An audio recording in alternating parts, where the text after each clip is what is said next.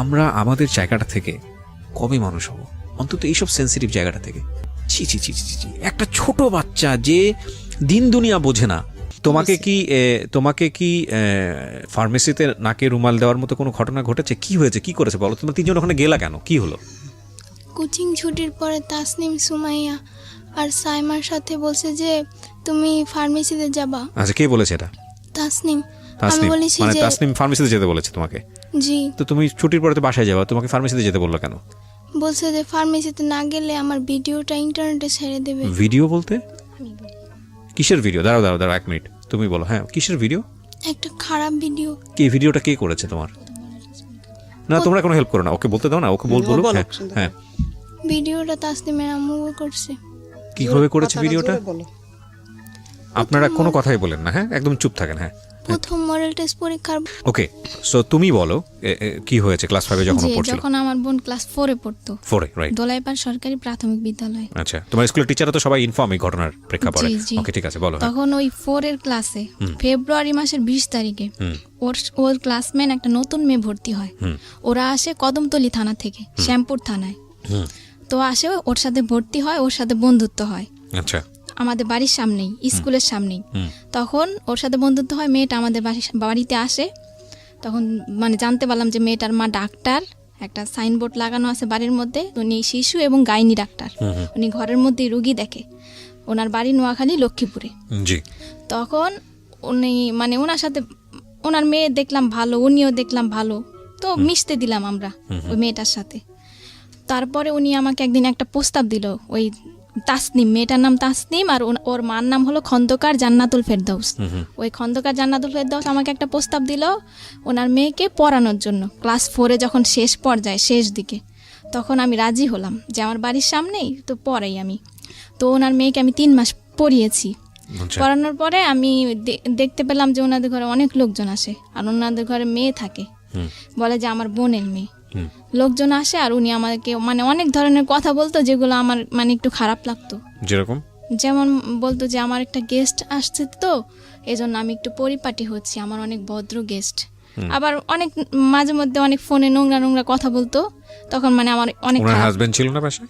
না, ওনার হাজবেন্ড নাকি লন্ডন থাকে। তো ওনার মেয়েকে 3 মাস পড়ানোর পর আমার মাকে আমি এসে বলেছি যে মা, এরকম এরকম ওনার ঘরে লোকজন আসে। তখন আমার আম্মু বলছে যে তাহলে হয়তো বা মহিলাটা ভালো না, পড়ানো ছেড়ে দাও।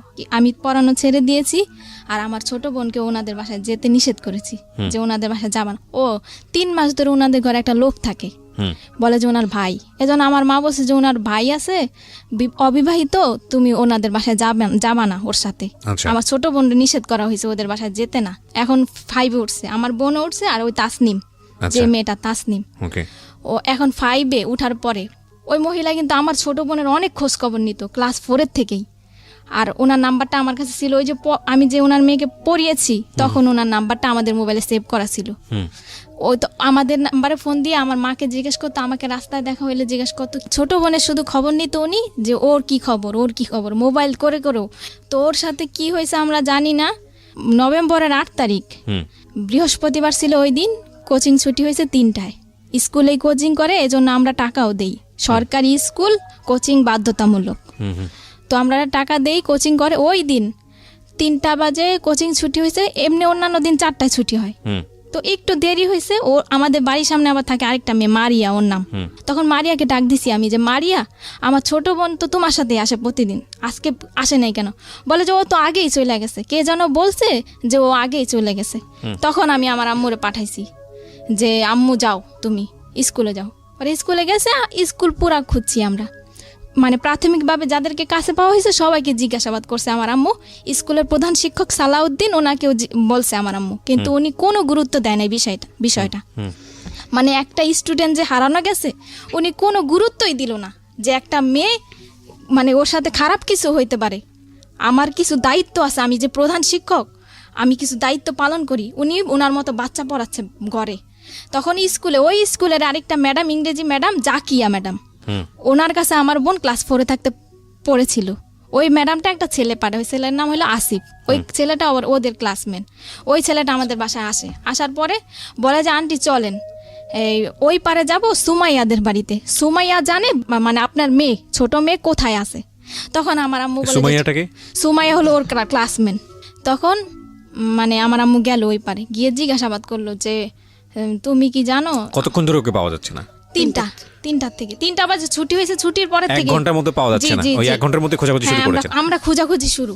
Okay. তারপরে আমার আম্মু জিজ্ঞাসাবাদ করা হয়েছে, এই সুমায়ার পায়ে পর্যন্ত ধরছে আমার আম্মু, বলছে যে মা তুমি যদি কিছু জানো আমাকে বলো মা, আমার মেয়েটা তো 1 মিনিটও দেরি করে না কোনোদিনও, আর কোথাও যাওয়ার মেয়েও না, আমার মেয়ে তো ছোট, আমার কোনো আত্মীয় স্বজনের বাসা আমি ছাড়া তো যায় না। হ্যাঁ।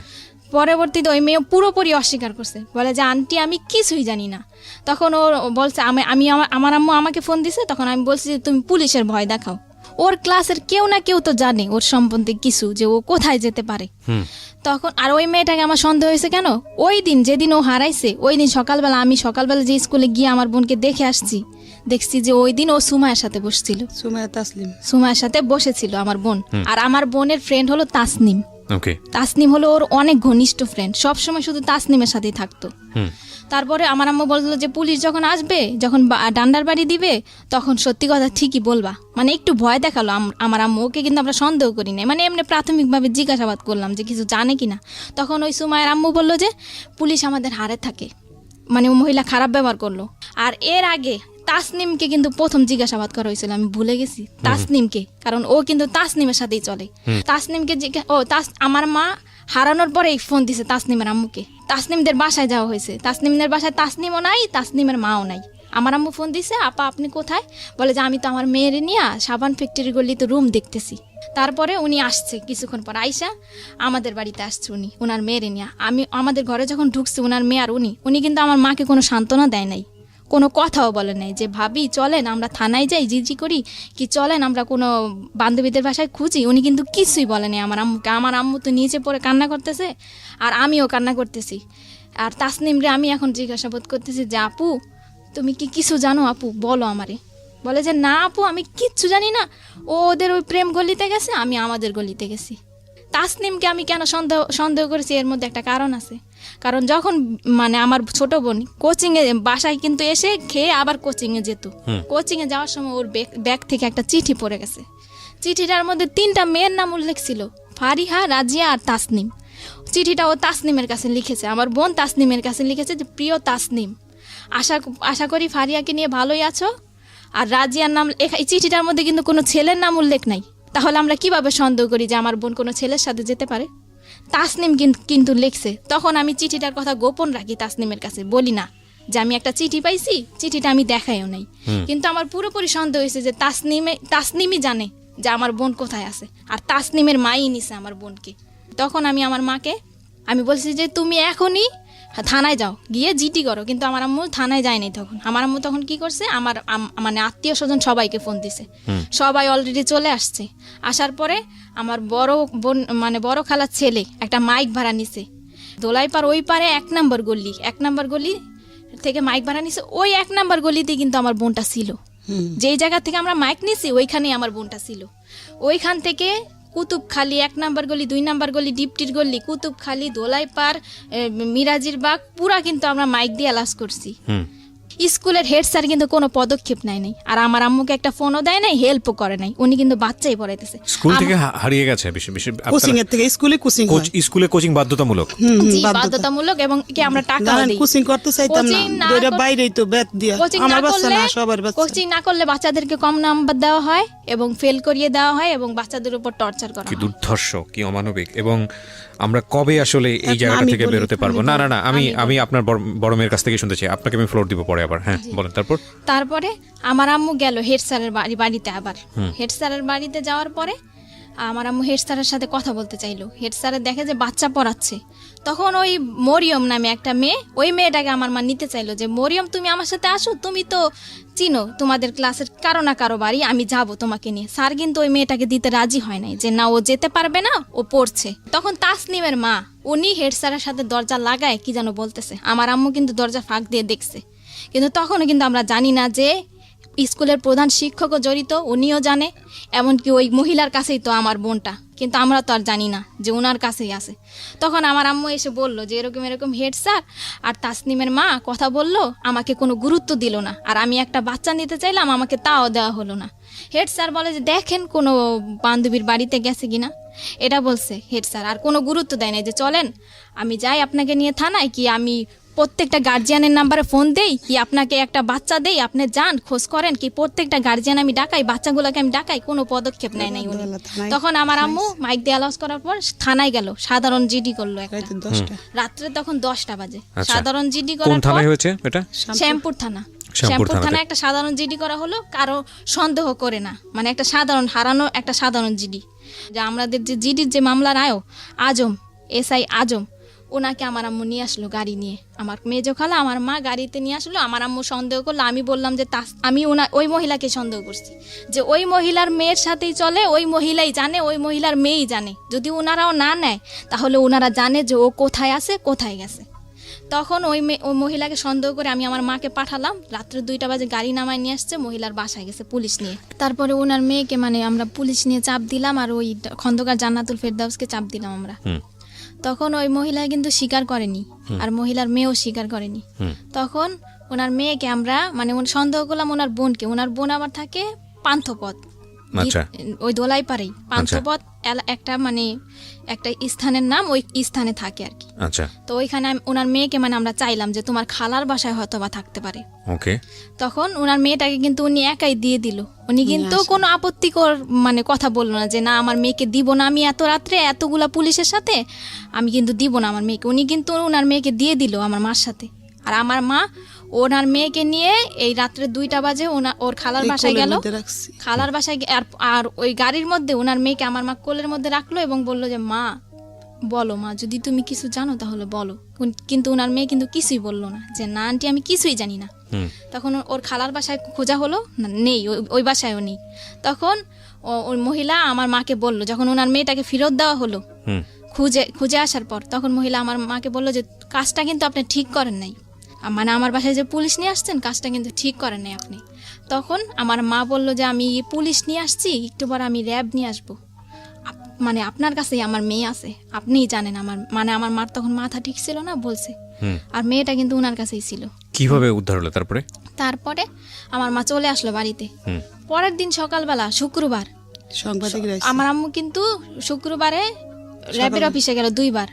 এর মধ্যে আমার ছোট খালা মানে মিডিয়ার লোকদের খবর দিল, 71 চ্যানেলের একজন রিপোর্টার, আর টুটুল উনি বিজয় টিভির, আর দৈনিক দিন প্রতিদিনের পত্রিকার একজন, এই 3জন আর কি আমাদের পাশে এসে দাঁড়ালো আর কি, সান্ত্বনা দিল আমার মাকে যে আপা কান্নাকাটি করেন না, আপনার মেয়েকে পাবেন। 2 দিনে আমরা র্যাবের অফিসে গেলাম, ওই টুটুল বিজয় টিভির সাংবাদিক ওনাকে নিয়ে, উনি সাক্ষী, কেসের সাক্ষী ওনারা। তো ওই দিন শুক্রবার, আর মহিলার কাছে গিয়েছে ওনারা সকালবেলা, ওই মিডিয়ার লোকদের সাথে ওই মহিলা অনেক খারাপ আচরণ করছে, এগুলো ভিডিও ফুটেজ ওই সাংবাদিকদের কাছে আছে। তারপরে ওই শুক্রবার সন্ধ্যা 7টায় আব্দুর রব নামের একজন লোক আসলো, এসে আমাদের দরজা টোকা দিল। সন্ধ্যা তখন 7টা।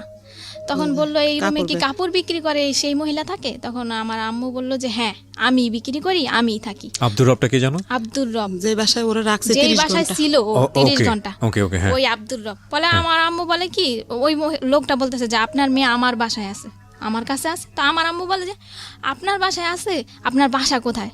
বলে যে আমি তো মেম্বরের বাড়িতে থাকি। তা আমার আম্মু বললো মেম্বরের বাড়িতে এই যে আপনি কাছে থেকে আমার মেয়েটা দিলেন না, আপনি কি? বলে যে না আমি তো 7 তলায় থাকি। বলে যে কোন 7 তলায়? বলে যে না আমি তো 1 নম্বর গলিতে থাকি। লোকটা কয় ধরনের কথা বলা শুরু করছে, আর বলে যে আপনার মেয়েটা আমার মেয়ের সাথে চলে গেছে, আপনি নাকি অনেকে মানে মারধর করেন মেয়েকে, আমার কাছে আশ্রয় চেয়েছে, আমি আশ্রয় দিয়েছি। ওনার স্ত্রীকে ফোন দিল, কোথায় তুমি? আসলো আমার বোনটাকে নিয়ে আসলো। আমার বোনটাকে 2টা পুরুষ লোক ধরে ধরে নিয়ে আসছে, আমাদের দোতলার ভাড়াটিয়ারা সবাই সাক্ষী। তখন সবাই মানে ওই লোকটা যে এসে বললো, সবাই কিন্তু দরজা খুলে ফেললো, সব কথাই।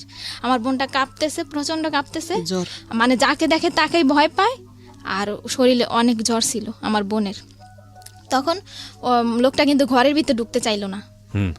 আমার আম্মু অনেক কষ্টে আর আমি অনেক কষ্টে বললাম যে আঙ্কেল আপনাকে কিভাবে ধন্যবাদ জানাবো, আপনি একটু বসেন, কিছু খান আপনি। লোকটা কিন্তু ঢুকতে, এই মহিলা তোর বাচ্চাটা ফেরত দেওয়া কি আমার অপরাধ হইলো, মানে উনি কি আবল তাবল কথা বলতেছে। তখন ওনাকে বসালাম, আমার আম্মু বলে যে আমার গার্জিয়ান আসবে, আমার গার্জিয়ানকে বুঝিয়ে দিবেন আমার মেয়েকে। তখন আমরা মিডিয়ার লোকদেরকে খবর দিলাম, ওই যে মামারা আমাদেরকে সান্ত্বনা দিয়েছিল, আমাদের পাশে দাঁড়িয়েছে, আর আমার খালা, আমার আত্মীয় স্বজন সবাই আসলো। ওই আয়োর যে মামলার যে আয়ো আজম এসআই, ওনাকেও খবর দেওয়া হলো, আমার আম্মু খবর দিল। স্কুলের প্রধান শিক্ষককেও আমার আম্মু খবর দিল, কিন্তু ওই খন্দকার জান্নাতুল ফেরদৌসকে কিন্তু আমার আম্মু খবর দেয়নি। আর উনি কিন্তু এই একদিনের মধ্যে আমার আম্মুকে কোনো ফোনও দেয়নি, কোনো খোঁজ খবরও নেয়নি, এমনকি কোনো সাহায্য করে নাই। ওই খন্দকার জান্নাতুল ফেরদৌস আমার বোন ঘরে ঢুকার 5 মিনিটের মধ্যে উনি এসছে 3টা মেয়ে নিয়ে। উনি কিভাবে জানলো যে আমার বোনটা ঘরে আসছে? বড় বড় 3টা মেয়ে, 3টা মেয়ে নিয়ে আসছে। 3টা মেয়ে এসে মানে আমার মার সাথে ঝগড়া শুরু করছে যে কেন আমার মা পুলিশ নিয়ে গিয়ে ওই মহিলার বাসায় খুঁজতে গেছে। তখন আজম যে কেসের যে আয়ো, উনি বলল যে আপা দেখেন, আপনার মেয়ে যদি হারানো গেত তাহলে আপনিও খুঁজতে আসছেন, ওনার মনের অবস্থাটা আপনি বুঝেন। তখন তা খন্দকার জান্নাতুল ফেরদৌস বললো আমি আজকে অ্যাকশন নিব, আমার মান ইজ্জত কিছু রাখে নাই, পুলিশ নিয়ে আমার বাড়িতে গেছে। এই পরে আজম বলল যে দেখেন, আপনি বাচ্চা নিয়ে বড় কথা বলবেন না, আর ওনার মনের পরিস্থিতিটা বুঝেন, আপনি কি অ্যাকশন নেবেন, এইগুলা কোন ধরনের কথা বলতেছেন? মানে আমি যেটা বুঝতে পারছি, তখন পর্যন্ত আপনারা কেউ জানেননি যে ওর সাথে কি হয়েছে। ও জানে সব। আপনারা নরমালি যেটা জানেন যে ঠিক আছে, মানে বাচ্চা পাইছি, সুতরাং এটাই অনেক বড় কিছু। হ্যাঁ বলেন। তারপরে কথাবার্তা শেষ করে ওই 3টা মেয়ে কিন্তু ঝগড়া করছে, আর বাড়ির ভাড়াটিয়াদের গেট টোকায় আমার আম্মুর নামে খারাপ খারাপ মন্তব্য করেছে, এমনকি ঘরের মধ্যে আমার আম্মুর সাথে ঝগড়া করছে, গায়ের মধ্যে হাত তুলতে পর্যন্ত আসছে। রাজিয়া, সুরমা জাহান রাজিয়া, মহিলার যে সহযোগী ফার্মেসিতে কাজ করে, ওই রাজিয়া মহিলা কিন্তু কোনো কথা বলে না, ওই 3টা মেয়েই কথা বলতেছে। আর মিতু আসছে, মিতু নাকি ওনার বোনের মেয়ে। মিতু এসে বলতেছে যে গণতান্ত্রিক বাংলাদেশে বিনা কারণে কাউকে জেল খাটানো যায় না, এখানে কিন্তু কোনো জেল খাটানোর কথা উঠে না। ওনারা কিন্তু নিজে একটা আওয়াজ হচ্ছিল। হ্যাঁ, তারপরে কি হলো? হ্যাঁ, তারপরে ওনারা সবাই চলে গেছে, কেসের আয়ও চলে গেছে। স্কুলের প্রধান শিক্ষক আসছে এখন। আচ্ছা, প্রধান শিক্ষক এসে বলতেছে যে এই মেয়ের মা মেয়েকে অনেক অত্যাচার করে, মেয়ে আমার কাছে অনেক দিন বলছে স্কুলে, এই মেয়ের মা মেয়েকে এত অত্যাচার করছে যে মেয়ে চলে গেছে অন্যদের বাড়িতে। তখন হেড স্যার ওকে গিয়ে ধমকাচ্ছে ভিতরের রুমে, যে এই মেয়ে, মানে ওকে নাম ধরে বলতেছে যে তুই কার সাথে গেছিস। তখন ও বলছে যে তাসনিম, বলে যে কশাকার তাসনিম না খশাকার তাসনিম। এই প্রশ্নটা ওকে 3বার করা হয়েছে, ও কিন্তু বলছে যে কশাকার তাসনিম। আর হেড স্যার কিন্তু জানে যে ও তাসনিমের সাথে চলে, আর খশাকার তাসনিম নামের কোনো মেয়েই নাই। তখন ওকে ধমকানো হলো, কিন্তু আমরা কিন্তু তখন বুঝি নাই, ওকে চোখ গোরানি দেওয়া হয়েছে আমার সামনে, আর আমার 2 খালা, আমার নাম কবি না কিন্তু, মানে ওকে চোখ গড়ানি দেওয়া হয়েছে। আমরা কিন্তু বুঝি নাই যে কেন ওকে চোখ গরম দিচ্ছে। স্যার চলে গেছে, সবাই চলে গেছে। তখন পত্রিকার একজন লোক ছিল, আমার ছোট খালা ছিল। তখনই আমার বোনের অবস্থা, শারীরিক অবস্থা, তখন মিডিয়ার লোকের একটা মানে একটা জবানবন্দি নিল, ওর কাছ থেকে জবানবন্দি দিল। মানে ওই মুহূর্তে ও যা বলেছে আমি তাই বলতেছি। ও বলল যে তোমার সাথে কি কি ঘটেছে। তখন ও বলছে যে তাসনিম, সাইমা, সুমাইয়া, এই 3জনই ওদের ক্লাসে পড়ে। এই 3টা মেয়ের সাথে কোচিং ছুটির পরে আমি গেছি খন্দকার জান্নাতুল ফেরদৌসের ফার্মেসিতে যাওয়ার পর মহিলা একটা রুমালের মধ্যে কি দিছে, তারপর আমার আর কিছুই মনে নেই। পরের দিন সকালবেলা আমি উঠে দেখি যে আমি আব্দুর রবের বাড়িতে, ওই যে সাইমাদের বাড়িতে। ওকে, সাইমার বাবা কিন্তু আব্দুর রব। এতটুকু আমি ওর মুখ থেকে শুনতে চাই, মানে আপনার পাশে যে আপনার বোনটা বসে আছে, ছোট বোন, ওকে একটু মাইক্রোফোনটা দেন। আচ্ছা, যদি শুধু খালি এটুকু বললেই হবে যে তুমি যে তোমার বোনের কাছ থেকে এতক্ষণ যে কথাগুলো শুনতেছিলা বা ও যেটা বললো তোমার সম্পর্কে, এটা কি সত্যি? জি। আর ওরে বেলা আপনি চুপ থাকেন, আপনি আমার সাথে কথা বলতে দেন, আপনার ইন্টারপ্রেট দরকার নেই। একটা যেটা হচ্ছে যে তোমার নামটা তুমি বলিনি, হ্যাঁ, তুমি আমার সঙ্গে একটু গল্প করো। আমি অনেকক্ষণ ধরে তোমাকে অবজার্ভ করছি, তোমার মানসিক অবস্থা খুবই খারাপ, এবং তুমি ভেঙেও পড়েছো অনেকখানি। তোমাকে কি ফার্মেসিতে নাকে রুমাল দেওয়ার মতো কোনো ঘটনা ঘটেছে? কি হয়েছে, কি করেছে বলো? তোমরা 3জন ওখানে গেলা কেন, কি হলো? কোচিং ছুটির পরে তাসনিম, সুমাইয়া আর সাইমার সাথে বলছে যে তুমি ফার্মেসিতে যাবা। আচ্ছা, কে বলেছে এটা? তাসনিম। আমি বলেছি মানে যে তাসনিম ফার্মেসিতে যেতে বলেছে তোমাকে? জি। তো তুমি ছুটির পরে তো বাসায় যাবা, তোমাকে ফার্মেসিতে যেতে বললো কেন? বলছে যে ফার্মেসিতে না গেলে আমার ভিডিওটা ইন্টারনেটে ছেড়ে দেবে। ভিডিও বলতে কিসের ভিডিও? দাঁড়াও 1 মিনিট, তুমি বলো। হ্যাঁ, কিসের ভিডিও? একটা খারাপ ভিডিও। কি ভিডিওটা কে করেছে তোমার? না, তোমরা কোনো হেল্প করো না, ওকে বলতে দাও না, ওকে বলবো। হ্যাঁ, ভিডিওটা তাসনিমের আম্মু করছে। কিভাবে করেছে ভিডিওটা? আপনারা কোনো কথাই বলেন না, হ্যাঁ, একদম চুপ থাকেন। হ্যাঁ, প্রথম মডেল টেস্ট পরীক্ষার তখন এরকম কয়েকদিন হয়েছে। আর ওই যে ও যে খাবারটা খাইলে যে মাথা ঘুরাইতো, কিছুই মনে থাকতো না। তারপরে যখন ওর জ্ঞান ফিরে আসে তখন তাসনিম বলতে যে চলো চলো স্কুলে যাই। ও ওরে কিন্তু বলতে ওর দাও। মধ্যে 4 দিন দেখছে স্কুলের প্রধান ওরে শিক্ষককে বলতে তাসনিমকে, ও বলতে পারে না গুছিয়ে, আপনি তো বুঝতেই পারছেন। না না না, আমি এখানে একটা কথা বলি, গুছিয়ে না বল, আমাকে একটু চেষ্টা করতে দেন। আপনারা দুজন মিলে যেভাবে ইন্টারাপ্ট করছেন তাতে তো গল্প বলতে দেবেন, আপনারা একটা শব্দও করবেন না, ওকে? দুজন মিলে একটা শব্দ করবেন না, আমি একটু ওর সঙ্গে কথা বলি প্লিজ। আমি বুঝতে পারছি আপনারা দুজনেই খুবই উত্তেজিত, এবং যে ঘটনা ঘটেছে সেটা সেই জায়গাটা থেকে আসলে আপনারা প্রত্যেকেই হয়তো চাচ্ছেন যে প্রত্যেকটা ঘটনা এখানে পুঙ্খানুপুঙ্খভাবে সবাই জানুক। আপনারা চাচ্ছেন এটা, আমি দুজনেই চাচ্ছেন। তো তাহলে বিষয়টা আমার উপরে ছেড়ে দেন। হ্যাঁ যান, আপনি আমার উপরে ছেড়ে দেন, আমি ওকে ওর সাথে কথা বলে যতটুকু পারি আমি ওর সাথে একটু জানার চেষ্টা করি। মাইক্রোফোনটার সামনে দেন। হ্যাঁ, এই যে তোমাকে যেটা খাওয়াতো, চানাচুর বা যেটা বলো বিস্কিট বা যেটাই বলো না কেন, এটা খাওয়ানোর পরে তুমি জানতা না যে কি হচ্ছে তোমার সঙ্গে, তাই কি? জি। আচ্ছা, এই ভিডিওটা তোমাকে দেখিয়েছিল কবে? মানে 15 দিন আগে হারানোর 15 দিন আগে। 15 দিন আগে দেখে কি বলেছিল? বলেছিল এটা যদি কারো কাছে বলো তাহলে ইন্টারনেটে ছেড়ে দিব। তুমি তাহলে বুঝতে পারছিলা যে তোমার সঙ্গে কি হচ্ছিল? জি। তারপর আর ওদের বাসায় যাইনি 15 দিন। কি? ও ওকে, মানে এটা কি তোমার সঙ্গে এরকম রেগুলারই হতো? 2-1 হয়েছে নাকি একবার হয়েছে? এই ভিডিওটা করার সময় শুধু একটাই হয়েছে নাকি এর আগেও এরকম কন্টিনিউ করতো ওরা এই কাজগুলা? সেটা আমি জানি না আমার সাথে কি হতো, কিন্তু ভিডিওটা দেখার পরে বুঝতে পারছি আমি কিছু একটা হতো তোমার সঙ্গে। জি। এবং এটা দেখার পরে তুমি ছেড়ে দিয়েছো যে তুমি আর ওদের বাসায় যাও নাই? জি। আর আচ্ছা। ওই বাসায় আমি হেড স্যারকে 4 দিন দেখছি, আমাদের স্কুলের প্রধান শিক্ষককে। আপনারা কেন কথা বলতেছেন? আপনারা কথা বলতে তাহলে তার বড় দরকার নেই এখানে। আপনি তোর সঙ্গে কথা বলতেছি না, আপনারা কেন? আপনারা কি উত্তেজিত অনেক বেশি? আমাকে একটু ফ্লোর দেন না, আমি কথা বলি প্লিজ। কেউই কোনো কথা বলবেন না, আমার যেটা জানার দরকার সেটা আমি ওর কাছ থেকে বের করে নিব, ঠিক আছে? ওকে, হ্যাঁ বলো, তুমি বলো, তুমি তোমার মতো করে বলো না, যা হয়েছে হয়েছে বলো। হ্যাঁ, কি হয়েছে বলো। হেড স্যারকে আমি 4 দিন দেখছি। 2 দিন দেখছি ওনাদের বাসায় হাসাহাসি করতেছে তাসনিমের আম্মুর সাথে, আর 2 দিন দেখছি গোসল করতে। হেড স্যারকে গোসল করতে দেখেছো ওই বাসাতে? জি। আচ্ছা, তো তুমি যখন এই ধরনের একটা ঘটনা তুমি ওই বাসার মধ্যে, তুমি তো বুঝতে পারছিলে যে কিছু একটা হচ্ছে যেটা হওয়া উচিত না, তাই না? কিছু কি বুঝতে পারতেছিলা যে কিছু একটা হচ্ছে? হেড স্যারকে তো এই বাসায় দেখার কথা না, তুমি কি বুঝতে পারতেছিলা বিষয়টা? নাকি মনে হচ্ছিল যে ঠিক আছে দেখছি, ঠিক আছে? তোমার মনে হয়নি যে এই বিষয়গুলো গিয়ে বাবা মার সঙ্গে কথা বলি, মাকে জানাই বা আমার বড় বোনকে জানাই, এটা মনে হয় নাই? কি মনে হয়েছে যে জানালে কোনো সমস্যা হতে পারে বা ওদেরকে জানালে বকাঝকা করতে পারে, মার দিতে পারে, এরকম কিছু কি? না, তাহলে জানাওনি কেন? আমি মানে কি আমার অনেক চাপ ছিল। কি ধরনের চাপ বলো তো? তোমার মা যদি তোমাকে বকাঝকা করে এটা বলতে কোনো সমস্যা নাই, পৃথিবীর সব মাই তার বাচ্চাদেরকে শাসন করে, টেনশন করার কোনো কারণ নাই, ঠিক আছে? তুমি আমাকে দিল খুলে বলো, হ্যাঁ মন খুলে বলো, কি হয়েছে তোমার সঙ্গে, কিসের চাপ ছিল? আমি সকালে 9টার দিকে স্কুলে যেতাম, স্কুলে ক্লাস করে 2টা বাজে ছুটি দিত। জি। ছুটি দেওয়ার পর বাসে যেতাম খাবার খেয়ে, তারপরে 3টা বাজে আসতাম, 4টা বাজে ছুটি দিত কোচিংয়ে। আচ্ছা, তারপর আবার হেড স্যার একজন শিক্ষক টিচার খুঁজে দিছে, হ্যাঁ, তার কাছে পড়তাম 7টা থেকে 8টা পর্যন্ত 1 ঘন্টা। আচ্ছা তারপর আবার বাসায় পড়তাম, কোনো বলার সুযোগ ছিল না। আচ্ছা। আর এছাড়া আমি আমার মাকে বলছিলাম যে আমার পেটে নিচে প্রচুর ব্যথা করে, আমার আম্মু বলে যে গ্যাস্ট্রিকের ব্যথা, এই কারণে। তার মানে তোমার সঙ্গে যখন এই ঘটনাগুলো ঘটতেছিল, যখন তুমি বুঝো না বিষয়টা, তখন তুমি বাসায় বলেছো যে তোমার এটা ব্যথা করে, কিন্তু তোমার মা এই জিনিসটাকে বেশি আমলে নেয়নি, তাই কি? জি। আচ্ছা, তারপর কি হলো? ঠিক আছে, গ্যাস্ট্রিকের ব্যথা, কোনো ট্যাবলেট দিয়েছিল? হ্যাঁ, গ্যাস্ট্রিকের ট্যাবলেট দিয়েছিল, বলেছিল এটা খেলে হয়তো তোমার ব্যথা সেরে যাবে। আচ্ছা, তারপরেও ব্যথা সারেনি, প্রচুর ব্যথা করতো। তুমি কি কখনো এরকম কোনো কিছু দেখেছো? মানে আমি তোমাকে এই জিনিসটা জিজ্ঞেস করছি যেটা আমার জায়গা থেকে 100% ক্লিয়ার হওয়ার জন্য, কারণ আমি জানি এরপরে তোমাকে পুলিশে জেরাতে নেওয়া হয়েছে, সেখানেও অভিজ্ঞতা ভালো না তোমাদের, আমি গল্পটা জানি, যে কারণে আমি একটু আমার জায়গা থেকে একটু বিষয়টা ক্লিয়ার করতে চাই। তুমি কি কখনো এমন কোনো বিষয় দেখেছো তোমার শারীরিকভাবে যেটা তোমার কাছে খুব অস্বাভাবিক মনে হয়েছে, ভয়ঙ্কর মনে হয়েছে? এরকম কোনো বিষয় কি তুমি দেখেছো কখনো, নিজে থেকে অবজার্ভ করেছো কখনো? না। এরকম কোনো কিছু অবজার্ভ করনি।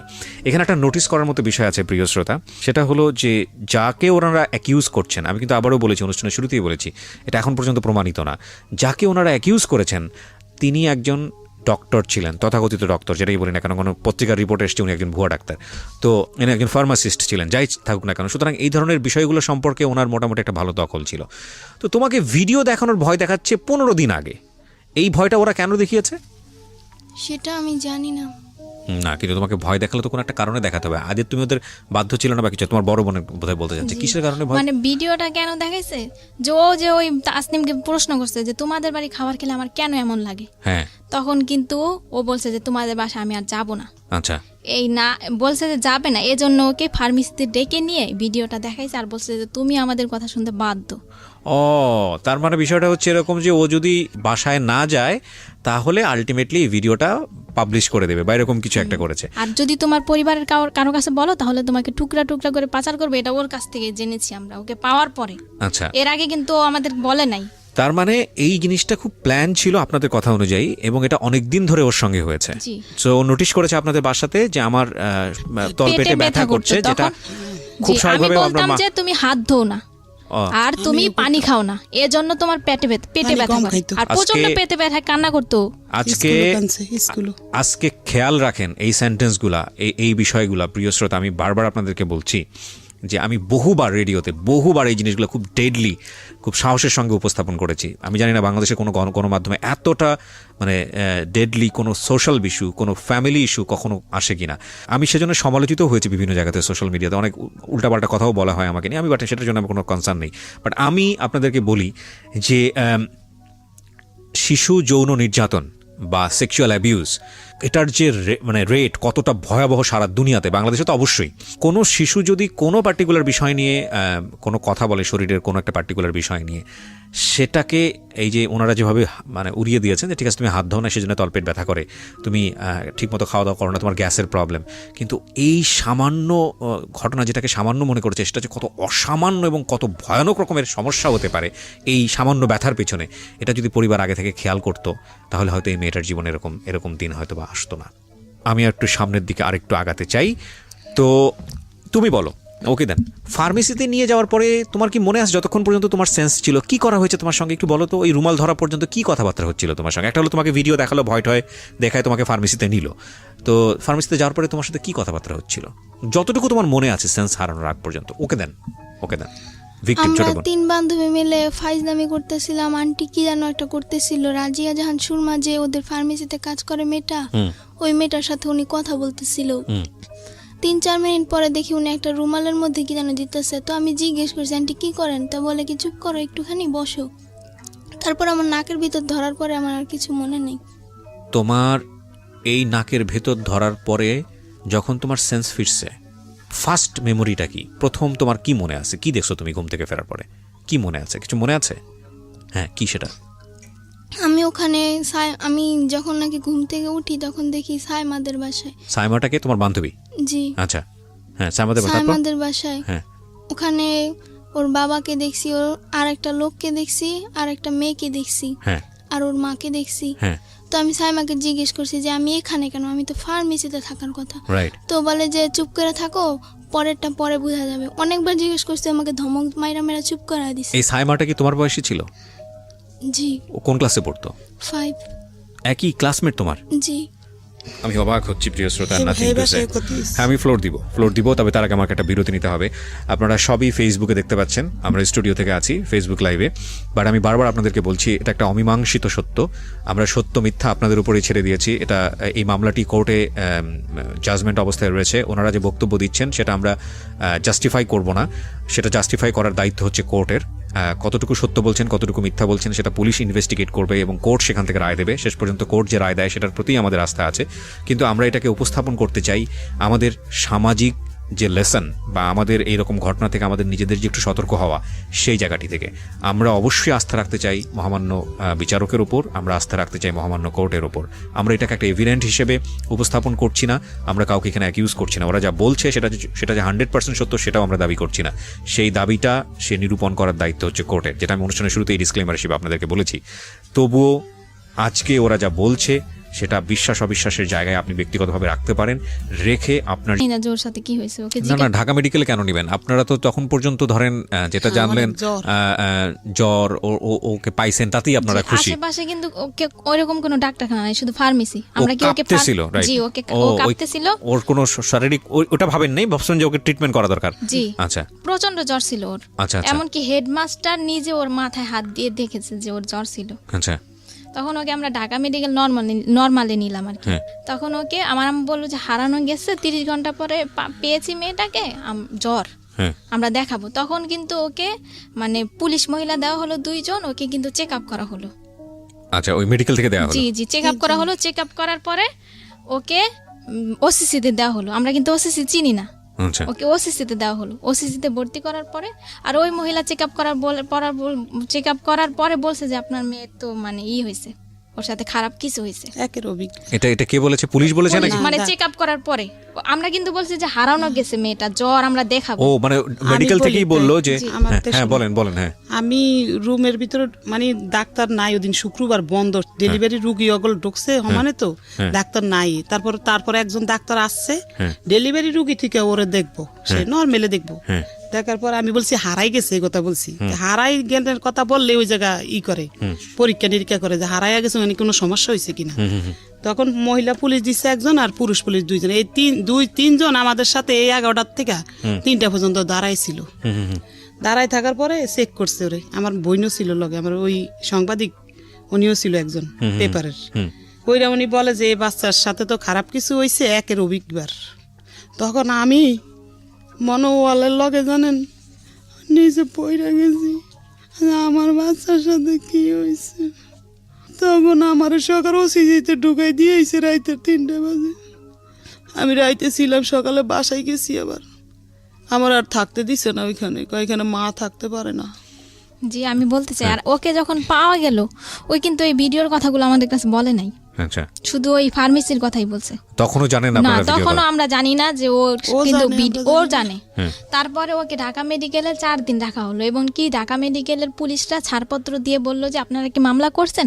তখন আমার আম্মু বলে যে না, বলে যে আপনারা মামলা করেন, আসামিদেরকে আমার গ্রেফতার গা করেন। শিউরে উঠতেছে বারবার। জি তখন আমরা মামলা করতে গেলাম, আমার মার কেস নেয় না থানায়, তখন নিবে না আমার আম্মুর কেস। দারোগারে পাঠাইছে, কি করেছে আপনাকে থানা থেকে বলেন তো? থানায় আমার মামলা নেয় না, হ্যাঁ কয় কি মেডিকেলের রিপোর্ট যাব না আসবো, এবার তো আমরা মামলা করতে পারবো না। আচ্ছা তখন ওই সাংবাদিক করে ফোন দিছি, ওরা গেছে হ্যাঁ গেছে বরং মামলা লইব। অন কি করবো, আইওরে পাঠাইছে মেডিকেল, হ্যাঁ আইও যায়া মোবাইলে মাইয়ার জবানবন্দি নিয়ে আসছে, তারপর মামলা করছে। মানে আয়ু সহযোগিতা করছে। হ্যাঁ আইও মেডিকেল পাঠাইছে ওসি, আচ্ছা যায়া মেডিকেল না ওনাদের কিছু ফর্মালিটিস আছে সেটা তখন মেইনটেইন করতে ওইটা হবে। কইতে পারে নাই, ভিডিওর গুলা বলতে পারে নাই, অসুস্থ পরে ছিল। অসুস্থ ছিল। আচ্ছা বলছে আমি ওই না সানবারে গেছি, তারপরে দেখি সাইমাকে বাসা, এইটুকু পর্যন্ত বলতে পারছে। হ্যাঁ তারপরে আইনা ওসির কাছে দিছে, ওসি গ্লেস লেখছে, আসামি ধরছি আনছি থানায়। হ্যাঁ ওই সুমায়ার মারে ধরাই নেই, হ্যাঁ সুমায়ার মা যে এই লোক জড়িত আমরা জানি না। তো আপনি আসামি কাকে মনে করেন? আরেকটা আসামি কথা আমি ওই বলতে চাই। ডাক্তারের বেডি, তাসলিমের আম্মু ডাক্তার, হ্যাঁ তার সহকর্মী, ওই যে ভিডিও রেকর্ডিং করছে যে মায়ের, আর যে আব্দুল রবের বাসায় বই আবার ঘটনা হয়েছে ওর সাথে খারাপ কিছু, হ্যাঁ, আব্দুল আব্দুল রবরে ধরাইছি। আচ্ছা তিনজন আসামিকে আপনি মামলা ধরে নিয়ে এসে পরে মামলা হয়েছে না নাকি? মামলা করার পরে গাড়ি দিছে নিয়ে আসছে। মামলার এজাহারটা আমার কাছে আছে, আপনারা নিয়ে এসেছেন, আমি একটু ফটোকপি আছে আমার কাছে প্রিয় শ্রোতা। আমি খুব কিছু অল্প অংশ আপনাদেরকে একটু শোনাতে চাই। আমার মনে হয় যেটা পত্রিকার রিপোর্টটা কি কবে হয়েছে? মামলা হওয়ার পরে হয়েছে? মামলা হওয়ার পরে হয়েছে। কোড উড়াইছে যেদিন এদিন। আচ্ছা তাহলে আমি একটা কাজ করি, আমি বরং পত্রিকার রিপোর্টটাই আপনাদের একটু পড়ে শোনাই, তাহলে আপনারা বুঝতে পারবেন যে কি ঘটনা ঘটেছে এবং ঘটতে চলেছে। এটা হচ্ছে একটা স্থানীয় পত্রিকা, আমি যদি ভুল না করে থাকি দৈনিক আলোর জগৎ, আমার আইডিয়া নেই পত্রিকা সম্পর্কে। এটা হচ্ছে 15ই নভেম্বর 2018। এই পত্রিকায় যেটা এসছে টাইটেলটা ছিল এরকম যে রাজধানীর শ্যামপুরে ধর্ষণ মামলায় ভুয়া ডাক্তার সহ 3 জন গ্রেপ্তার। রাজধানীর শ্যামপুর থানাধীন ধোলাইপাড় সরকারি প্রাথমিক বিদ্যালয়ের 5ম শ্রেণীর এক ছাত্রীকে ধর্ষণের অভিযোগে 3 জনকে আটক করেছে পুলিশ। বাদী সালমা আক্তার 40, যিনি আজকে আমার সঙ্গে স্টুডিওতে আছেন, ইনি জানিয়েছেন গত 8ই নভেম্বর বৃহস্পতিবার আইরিন ব্র্যাকেটে ছদ্মনাম, আপনি আপনার মেয়ের নাম এখানে ব্র্যাকেটে ছদ্মনাম ব্যবহার করেছেন, আমরা নিজেরা নাম উচ্চারণও করিনি আজকে এখানে। স্কুল কোচিং শেষ হয় বিকাল 3টায়, কিন্তু তার মেয়ে বাসায় না ফিরলে সে স্কুলে যায় এবং স্কুল বন্ধ দেখে প্রধান শিক্ষককে ফোন দেন এবং স্কুল সহ পরিচিত লোকজন ও আত্মীয় স্বজনদের কাছে খবর নেন। এক পর্যায়ে এলাকার মাইকিং করলে কোনো খবর না পেয়ে শ্যামপুর থানায় একটি সাধারণ ডায়েরি করেন, তার নম্বর হচ্ছে 341, তারিখ হচ্ছে 8/11/2018। পরদিন শুক্রবার সন্ধ্যা আনুমানিক 7টায় তারা জানতে পারেন তাদের মেয়ে মামলায় অভিযুক্ত আটককৃত আসামি আব্দুর রবের বাসায় আছে। তৎক্ষণাৎ তারা আব্দুর রবের বাসা থেকে অচেতন অবস্থায় তার মেয়ে আইরিনকে উদ্ধার করে তাদের বাসায় নিয়ে আসে। তাদের মেয়েকে পাওয়া গেছে শুনতে পেয়ে স্কুলের প্রধান শিক্ষক, জিডি তদন্ত কর্মকর্তা সাব ইন্সপেক্টর মোহাম্মদ, নামটা এখানে কেন আসেনি, আচ্ছা ঠিক আছে, সাংবাদিকরা উপস্থিত হন, কিন্তু আইরিনের কোনো হুঁশ না থাকায় কি হয়েছিল সেটা জানা যায়নি। এক সময় রাত আনুমানিক 9টায় হুঁশ ফিরলে সে জানায় স্কুল কোচিং শেষে মামলার আটককৃত আসামি খন্দকার জান্নাতুল ফেরদৌসের স্কয়ার হেলথ কেয়ার ফার্মেসিতে গেলে, এই ফার্মাসির নাম কি স্কয়ার হেলথ কেয়ার, আচ্ছা স্কয়ার হেলথ কেয়ার ফার্মাসিতে গেলে তার মুখ অচেতন নাশক ঔষধ মাখায় এবং এরপর তার আর কিছু মনে নেই। পরদিন শুক্রবার কেন সে আব্দুর রবের বাসায় গেল তা সে জানে না। একথা শুনে তার পরিবার রাতে ঢাকা মেডিকেল কলেজ হাসপাতালে ভর্তি করলে মেয়ের শারীরিক অবস্থা খারাপ দেখে ওসিসিতে ভর্তি করা হয়।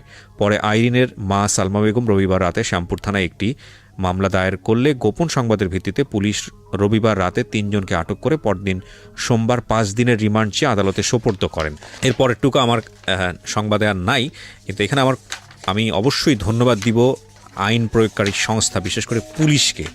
আমি এটা সত্যি আমি যখন এই ধরনের কোনো অ্যাক্টিভিটিস দেখি আমার খুব ভালো লাগে, আমার খুব গর্ব করতে ইচ্ছে করে। I am really proud because police এই সব জায়গাগুলোতে খুব সেন্সিটিভ। সেটা হচ্ছে যে আমরা জানি যে ওনাদেরকে সোপর্দ করার পরে ওনাদেরকে আবার আদালতে হাজিরও করা হয়েছে জামিনের জন্য, কিন্তু পুলিশ স্বেচ্ছায় যেটা করেছে যে ওনাদেরকে যাতে জামিন না করা হয় সেটার একটা ব্যবস্থা করেছে, এবং আমি যতদূর জানি ওনারা এখনও জেলে আছে, আমি যদি ভুল না করে থাকি, ঠিক? সো সেটার লেটারও আমি দেখতে পাচ্ছি এখানে আপনারা পুলিশ স্বেচ্ছায় এই এটা করেছে। কারণ আপনাদের তো উকিল ধরতে হতো, আপনারা কি উকিল ধরেছিলেন? দর্শি উকিল আছে আমার। আছে, তো ঠিক আছে, 3 জনকে ধরে নিয়ে গেল। আমি সময় পেলে আরও কিছু ডকুমেন্টস আমি আমার শ্রোতা যারা আছেন তাদেরকে পড়ে শোনাবো। হ্যাঁ। মামলা করার পরে মানে থানার লোকেরা জিজ্ঞাসাবাদ করলো আমার বোনকে, আমার মাকে। ওসি বলল যে সবে তো মাত্র থাকা শুরু, এখানে আরো কত থাকতে হবে। কে বললো এটা? ওসি, থানার ওসি আমার মাকে বললো। হ্যাঁ। ওসিতে 4 দিন থাকার পরে বাচ্চাকে থানায় নেওয়া হলো। থানায় একটা রাত রাখার পরে পরের দিন সকালবেলা কোর্টে ওঠা হলো ম্যাজিস্ট্রেটের কাছে জবানবন্দি দেওয়ার জন্য। তখন কিন্তু আমার বোন ভিডিওর কথাটা বললো ম্যাজিস্ট্রেটের কাছে জবানবন্দি দেওয়ার আগে। আচ্ছা। আর এর যে 4 দিন যে আমার বোন ঢাকা মেডিকেলে ছিল ওইখানে কিন্তু আমাদের বেশি থাকতে দেওয়া হয় নাই, ওর সাথে কথাও বলতে দেওয়া হয় নাই, আর ও আমাদেরকে বলেও না। আর ঠিক আছে, ওখানে ফর্মালিটিস আছে, তোমার বোন তো বলেছে। তখন কিন্তু বলেছে ভিডিওর কথা। তখন আমরা বলছি যে তোমার বেশি কথা ওর সাথে বলি না, বলছি যে তোমার সাথে যা অন্যায় হয়েছে, তোমার সাথে যা হয়েছে খারাপ হয়েছে, তোমার সাথে যা হয়েছে তুমি সব বলবা। এমনকি প্রধান শিক্ষক স্কুলে মানে কৌশলে ওকে ডেকে নিয়ে শরীরের বিভিন্ন জায়গায় স্পর্শ করতে। তোমাদের কাছে বলেছে? জি বলেছে। আচ্ছা, ওর কাছ থেকে শুনে একটু। এইরকম একটা ঘটনা তুমি কি বলেছো এটা তোমার ফ্যামিলিকে বলেছো যে প্রধান শিক্ষকের বিষয়টা, নাকি ওরা তোমাকে আজকে সাজিয়ে গুছিয়ে এখানে নিয়ে আসছে এই ধরনের কথা বলার জন্য? না। করতো এরকম? প্রধান শিক্ষক করতো তোমাকে? জি। তো করতো, তুমি বাসায় এসে কেন বলতে না বলো তো? যেদিন আমি মানে কি বৃহস্পতিবার ছিল যেদিন হারানোর দিন, সেদিন টাচ করেছিল। ওই একদিনই করেছে নাকি বেশ কয়েকদিন করেছে? ওই দিনই শুধু করেছে? ওই হারানোর দিন মানে ওই ঘটনার পরে তুমি ফার্মেসিতে যাও? ওই ঘটনার পরে আমি বাসায় যাই, বাসায় যে খাবার খেয়ে আবার তারপরে তুমি স্কুলে আসো, এসে কোচিং এর পরে তুমি ফার্মেসিতে যাও, রাইট? কোচিং শেষের পর। জি, আমি আরেকটা কথা বলছি, ওকে জিজ্ঞাসা করেন যে হেড স্যার ওকে কি বলতো তোমাকে? হেড স্যার আমাকে বিভিন্ন খারাপ কথা বলতো। হেড স্যার কোথায় আছে? আমার বাসায়ও চাই। না, হেড স্যার এখন কোথায় আছে? স্কুলে। ওনার নামে মামলা হয়নি? ওনার নামে মামলা করতে চাইছি। কাছে বলতে পারে নাই, ছোট মানুষ। আর থানায় কইছি করে নাই। থানায় যেদিন ওই ওর নামে মামলা, এই দিনে ওনার নামে মামলা হইতো। এত বড় একটা ঘটনা ঘটে গেল, প্রধান শিক্ষকের ব্যাপারে আপনারা তো আগে থেকেই বিষয়গুলো আপনারা কিছুটা হলো টাচ করতে পারছিলেন, যদি আপনাদের কথা সত্য হয়ে থাকে। তাহলে আপনি মামলাতে শুধুমাত্র 3 জনের নাম কেন দিলেন? প্রধান শিক্ষকের নাম কেন জড়ালেন না? দিতে চাইছি, থানার কেউ লয়নি, সাক্ষী ওই সাংবাদিকেরা লইব না, প্রধান শিক্ষকের নাম লইব না। তারপরে এখন আবার কি করে শুনবেন, এখন আবার মেডিকেলের সার্টিফিকেট বাইরেছে পর আবার আমাদেরকে ডাইকা নিছে থানায়, ওই আজম ডাইকা নিয়ে আমার বড় বোনের সরকার। এখন বলে যে ওই মহিলা যে ভিডিও রেকর্ডিং করছে ওগুলা বাদ, আগের দিন ধরবো না, সেদিন রাইতে রেপ করছে কেটা সেটা নাম বলো তুমি। কথা স্যার বুঝছেন? সেটা তো বলতে পারবে না, কারণ ও তো কইতে পারে না। অন বলতাছে আগের ঘটনা বাদ, আগের ঘটনার বাদ। আমি কেন আমার মেয়ে যদি ধারাবাহিকভাবে আসি, ও দাবি করছে যে হেড স্যার ওর সঙ্গে খারাপ ব্যবহার করেছে, কিন্তু আপনারা সেখানে নতুন করে নাম ঢুকাতে পারেন নাই। কিন্তু আপনারা কি জানেন, আপনারা যে লয়ারকে ধরছেন সেটা হচ্ছে যে এই মামলার চার্জশিট কি দেওয়া হয়েছে? মামলার চার্জশিট দেওয়া হয়নি। ওর লয়ারের নাম্বার আছে আপনার কাছে? ওকে, লয়ারের সঙ্গে আমরা কথা বলছি। আচ্ছা, এই লয়ার আপনার এই বিষয়টা ডিল করছে। ওকে, আমরা লয়ারের সঙ্গে কথা বলছি। প্রিয় শ্রোতা, আপনারা স্ট্যান্ড বাই থাকুন। আমাদের এই লয়ার বিষয়টি নিয়ে কতটুকু ইনভলভ বা আদৌ তিনি আমাদের সঙ্গে কথা বলতে চান কিনা সেটা আমরা একটু আপনাদের সঙ্গে ইনভলভ করাচ্ছি।